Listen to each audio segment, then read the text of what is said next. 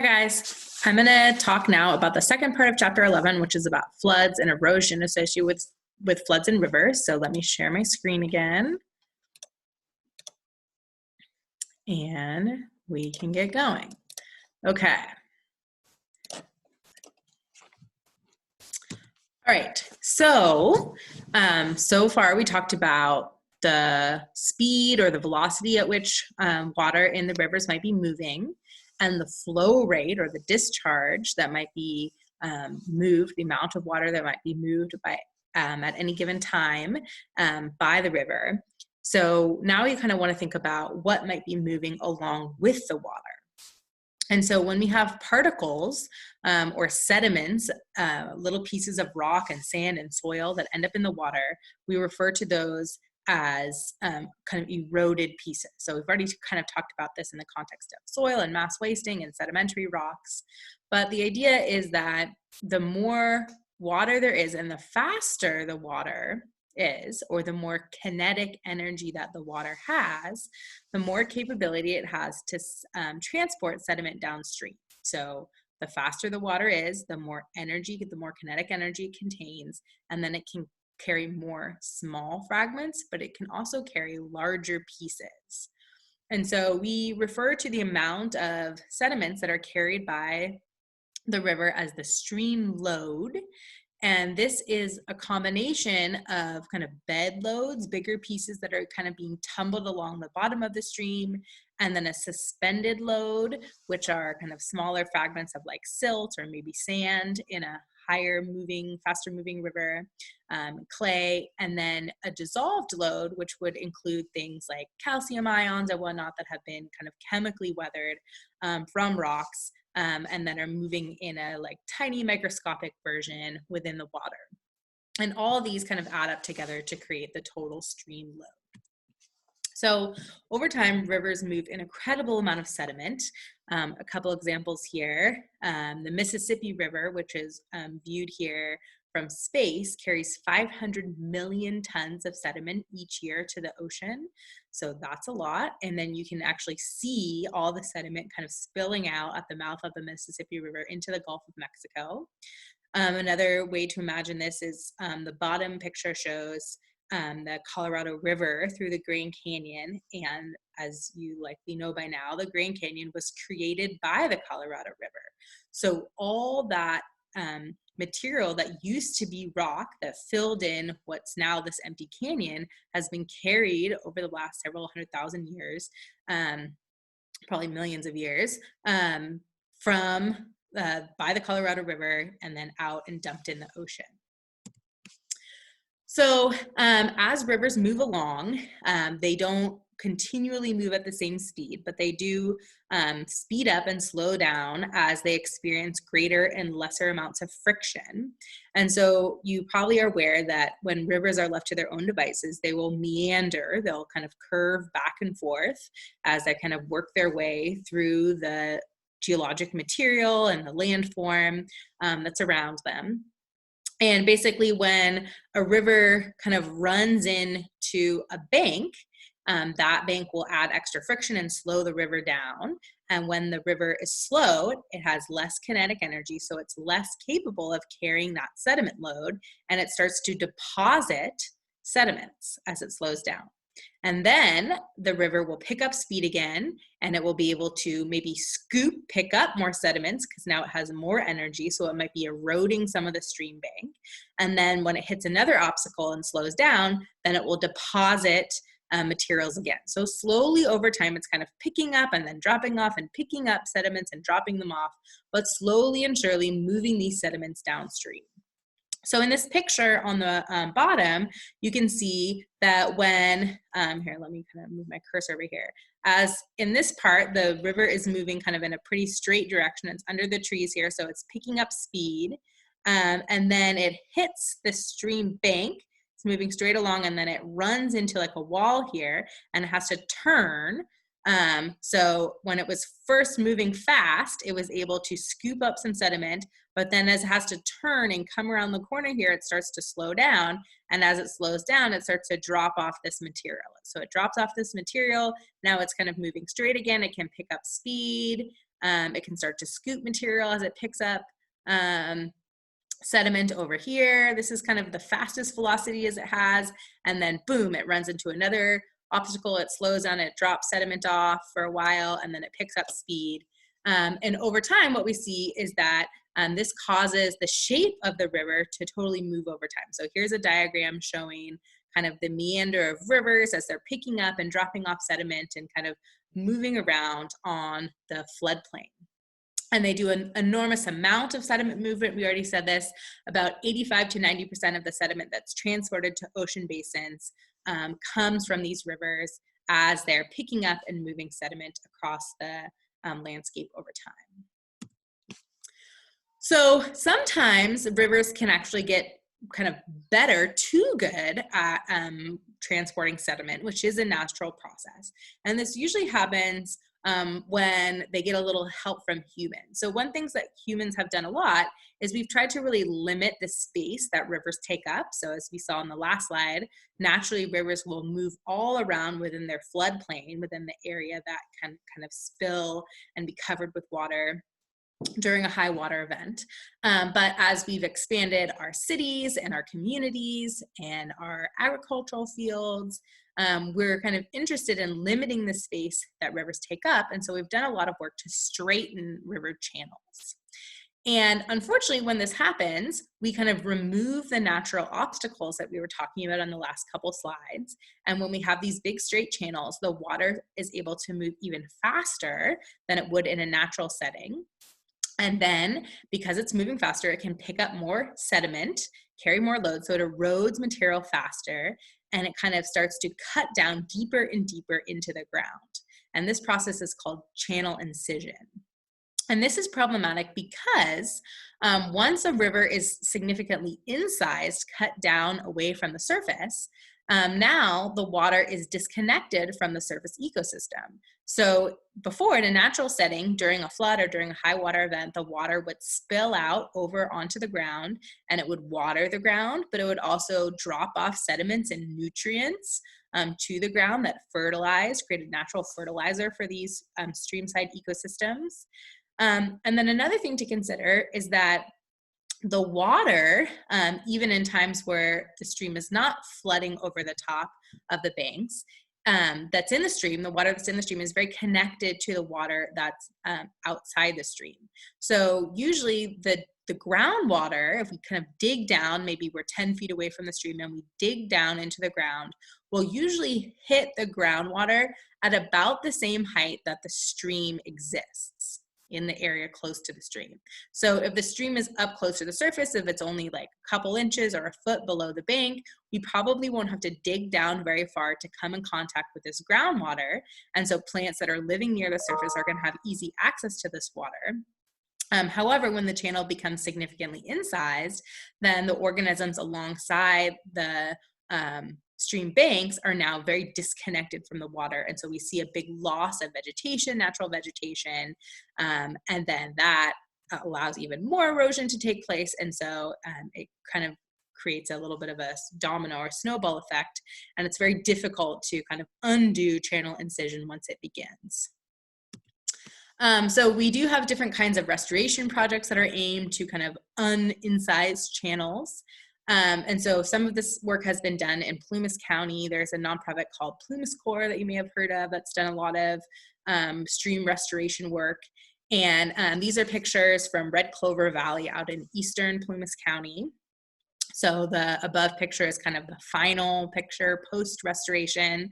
The picture on the bottom left is what the channel looked like before. So you can see it's really cut down away from the surface, and there's not a lot of natural stream vegetation along the side of the banks here. And then they did a pond and plug process where they basically put like debris in the stream to try to block the rate that the river was flowing. They kind of came in and built bigger meanders in the stream to also slow the rate of the water flow. They planted some willows that slows the rate of the water flow. And so then you can see kind of the after effect of trying to get this water back up to the surface. So in this case, this has been successful, but this took a lot of effort. And so hopefully we can prevent channel incision in the first place as a better ultimate solution. Okay, so another place where we see a lot of sediment movement is in deltas. So deltas are areas near a river mouth where the river is running into the ocean, and there tends to be a lot of sediment accumulation around a river mouth.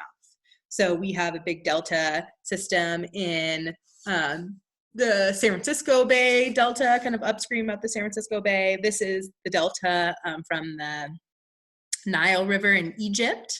And basically what typically happens in a delta system is as the river approaches the ocean, or this could be an inland lake, the land typically is a little bit flatter. It's not as steep as it may have been when the river was up near the mountains. So as a result, the stream gradient is lower and the water slows down a little bit. And so now the water is no longer able to carry as big of a sediment load, so it starts to drop off the sediment, and so that kind of pushes the water height up, and the water gets wider and spreads out, and then it gets even slower, and so all this kind of fresh water sits for slow, long periods of time in these delta systems, which are very interesting and very diverse ecosystems. Now, there's another big delta at the Mississippi River mouth, which is a big ecological kind of ecosystem in our country. And unfortunately, there's been a lot of manipulation of the river upstream from the delta, which has been creating some problems in the area of the Mississippi River Delta. So what's happened here is that a lot of dams have been built along the river, and those dams trap sediment. So that's not usually the purpose of the dams. They're usually trying to hold back water for flood control and control water so that they can have access to it for irrigation and other things. But as a result, there's not as much sediment that's making it to the river mouth as there would have been in a natural setting. And so there's some there's some sediment that's continually being eroded from the Mississippi Delta.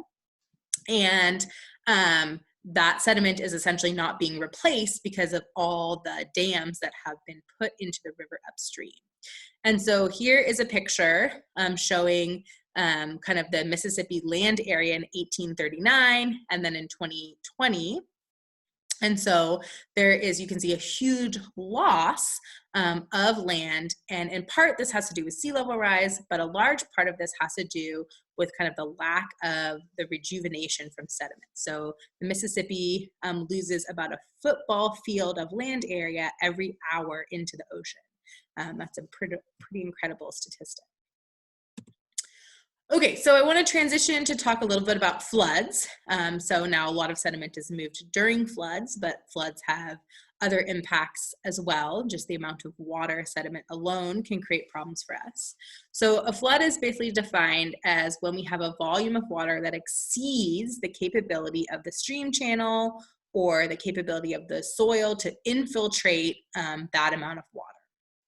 So this usually happens when we have a lot of really intense precipitation, so a whole bunch of rain falling in a short period of time, or prolonged precipitation, so the rain continues to fall for many hours or many days on end, so the soil gets saturated, the reservoirs get filled up, and then there's still more water coming.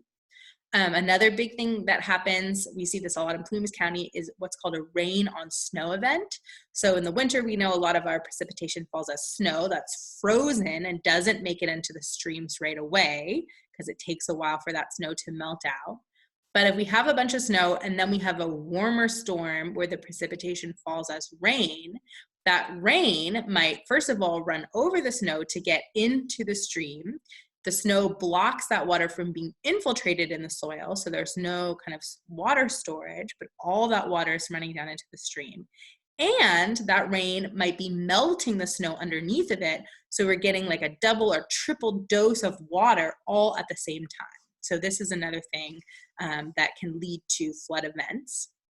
And then also, of course, big kind of natural disasters. I guess these would be correlated with intense precipitation events. But here are some pictures of flooding during Hurricane Harvey in Texas and Louisiana in 2017. You might remember this particular event. They had some places in Texas, in Cedar Bayou, that had precipitation levels of 51.8 inches in, let's see, what was this? In about 6 days. So for comparison, some place like LA gets about 12 inches of rain in a year. This place got over 50 inches of rain in a short number of days. So this was completely overwhelming to the natural system. And unfortunately, a lot of the places where a lot of people lived were particularly poorly impacted because they live in these urban landscapes, which are poorly managed from a flooding standpoint. So essentially, a lot of the natural systems that are designed to be able to absorb and slow the rate of water flow have been removed, right? We've removed wetlands, we've removed meander of rivers, we've channelized rivers, and then we've added lots of impervious surfaces, things like cement, that the water can't infiltrate into, so we can't have any of the water stored in soils, and it's all very, very quickly moving over the surface and then ending up in these channelized rivers and pooling up on roads and in towns to create massive problems. So there's a couple different ways that we can measure floods.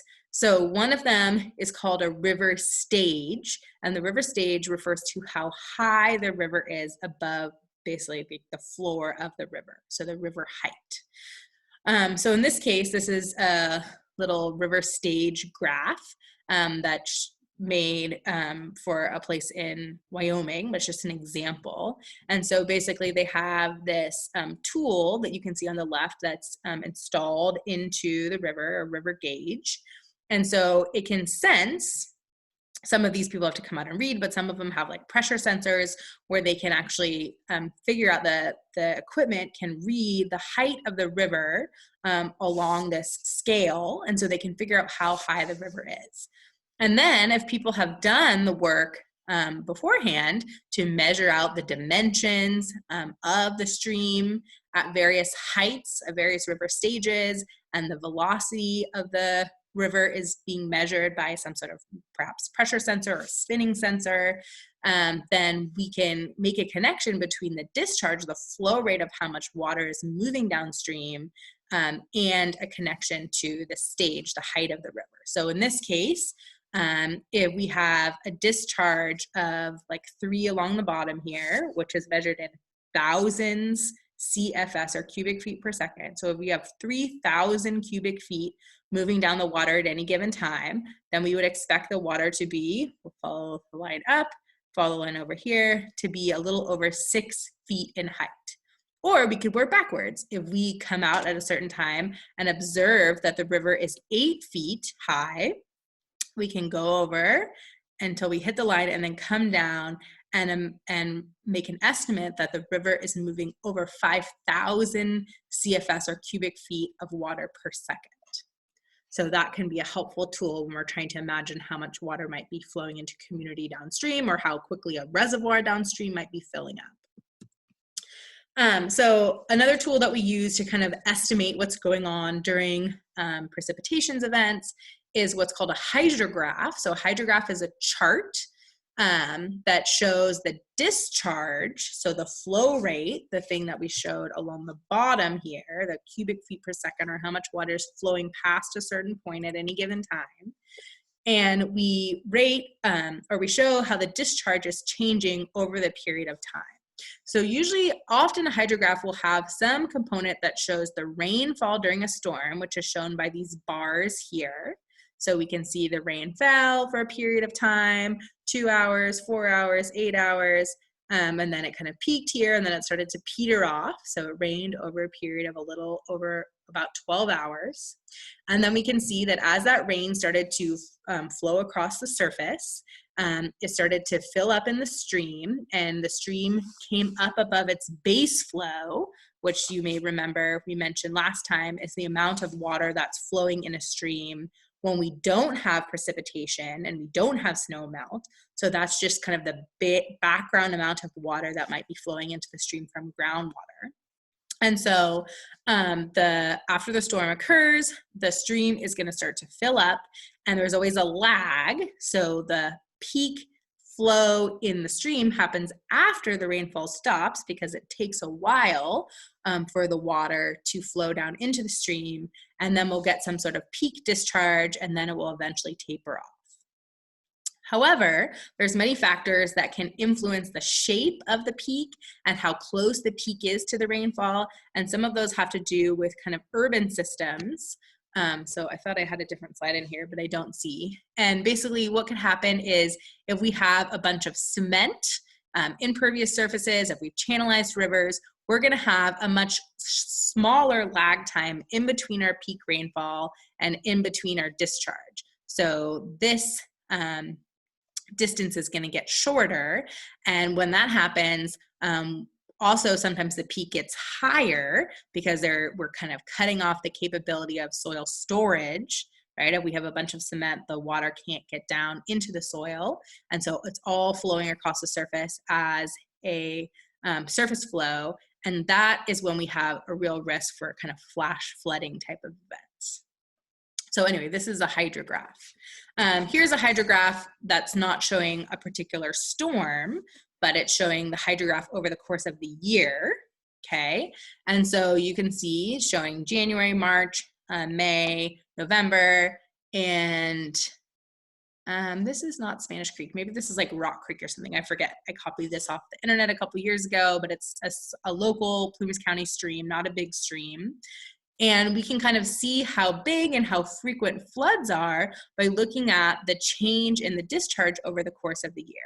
So for instance, if this stream had kind of overflow of its banks, maybe when it got above 25 CFS, which is a pretty low amount, so this would be a small stream, but we can kind of see how many times that happens throughout the course of a given year. So in this year, it looks like it happened in February, it happened in March, maybe it happened in late March, and then we had our biggest flood maybe in April, and then we had another kind of high water event at the beginning of May, and then obviously in the summer and fall, we get a lot less precipitation. We could also kind of go backwards if we had information of a hydrograph like this, and we had information about a river stage discharge relationship.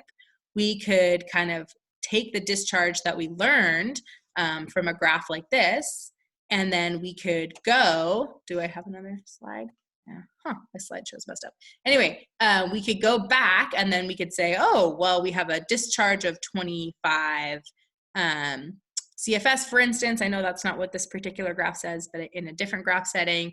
And then we could figure out, oh, how high would the creek be? And so we can learn about the potential impacts of flooding from those relationships as well. And that's what I'm going to ask you guys to do in lab this week. Okay, that's all I have for you.